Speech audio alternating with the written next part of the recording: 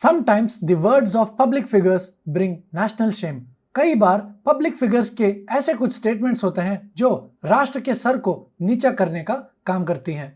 Issue ये है कि बीजेपी के एक मिनिस्टर ने कर्नल सोफिया कुरैशी के अगेंस्ट डेरोगेटरी रिमार्क्स किए थे।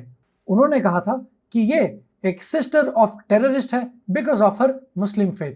उनके मुसलमान होने के कारण उन्होंने इनको सिस्टर ऑफ टेररिस्ट कह दिया। आप यहाँ न्यूज आर्टिकल में देख सकते हैं मध्य प्रदेश के हाईकोर्ट ने एफआईआर फाइल करने के लिए ऑर्डर किया है अगेंस्ट बीजेपी मिनिस्टर।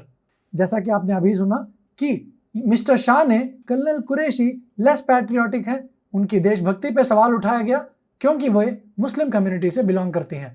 इस पूरे विषय पे बवाल उठा, पब्लिक रिएक्शंस भी आए जिसमें सोशल मीडिया में और अपोजिशन लीडर्स ने दोनों ने उनके इस रिमार्क को कंडेम किया। और जैसा कि हमने अभी सुना कि सुप्रीम कोर्ट ऑफ इंडिया ने सो मोटो कॉग्निसेंस लेते हुए पुलिस को तत्काल एफआईआर फाइल करने की आदेश दी। और जैसा हमेशा होता है डिफेंस एंड अपॉलजी।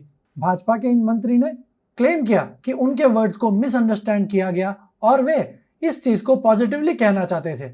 उन्होंने फिर फॉर्मल अपॉलजी भी दिया जिसमें उन्होंने कर्नल सोफिया कुरैशी को अपना बहन कहा, पर उनके इन शब्दों ने ऑलरेडी एक डीप हर्ट माने एक गहरी चोट पहुंचाई पूरे देश को। यहाँ आप न्यूज आर्टिकल में देख सकते हैं उन्होंने कहा कि आई एम अशेम्ड। भाजपा के मंत्री ने अपोलोजाइज किया फॉर हिज स्टेटमेंट्स। आप सब लोग जानते हैं कि भारत के आर्म फोर्सेस में there is no place for religion. उनके फेथ यानी कि उनका धर्म या फिर पंथ को देखे बिना, उनके बैकग्राउंड को देखे बिना उनके सर्विसेज को arm forces of India honour करती हैं। एग्जाम्पल के तौर पे अगर आप समझना चाहें तो अब्दुल हमीद जो कि एक परमवीर चक्र रिसिपिएंट रह चुके हैं, उन्होंने शौर्य और पराक्रम का परिचय देते हुए काफी सर्विसेज प्रदान की हैं इंडियन आर्म फोर्सेस को। तो ऐसे स्टेटमेंट्स का पॉलिटिकल अकाउंटेबिलिटी क्या बनता है? अगर राजनीतिक तौर पे देखा जाए तो अपोजिशन के कांग्रेस प्रेसिडेंट मल्लिकार्जुन खड़गे ने और दूसरे लोगों ने शाह के रेजिग्नेशन की डिमांड की। और इस सब में गवर्नमेंट का रोल क्या होना चाहिए?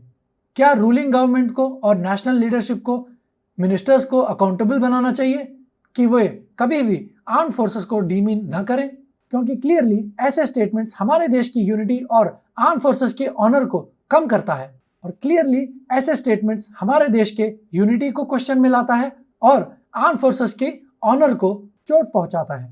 इस सब के बारे में आप क्या समझते हैं? अपने ओपिनियंस को कमेंट्स में जरूर बताइएगा।